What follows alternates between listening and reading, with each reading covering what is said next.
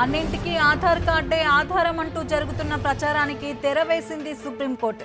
అన్నిటికీ ఆధార్ తప్పనిసరి కాదని, గ్యాస్ సబ్సిడీ, ఆహార పథకాలకు మాత్రం ఆధార్ను తప్పనిసరి చేసుకోవచ్చని చెప్పింది.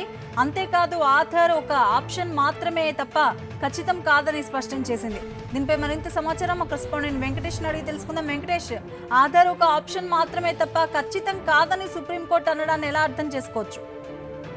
ఖచ్చితంగా సుప్రీంకోర్టు గతంలో కూడా ఇదే రకమైనటువంటి మార్గదర్శకాలు జారీ చేసింది. అనేక రాష్ట్ర ప్రభుత్వాలు తాము ప్రవేశపెట్టడంతో ప్రయోజనం చాలా మంది కష్టపడి ఉంటుంది. దాన్ని సుప్రీంకోర్టు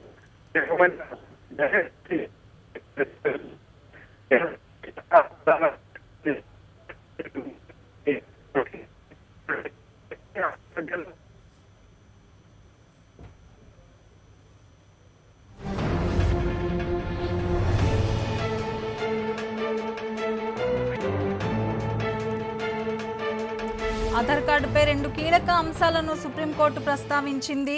అయితే ఆధార్ ప్రభుత్వ పథకాల్లో ఆప్షన్గా తీసుకోవాలా వద్దా అనే దానిపై సుప్రీంకోర్టులో పిటిషన్ దాఖలు చేయడం జరిగింది. దీనికి సంబంధించి ఈరోజు విచారణ పూర్తయింది.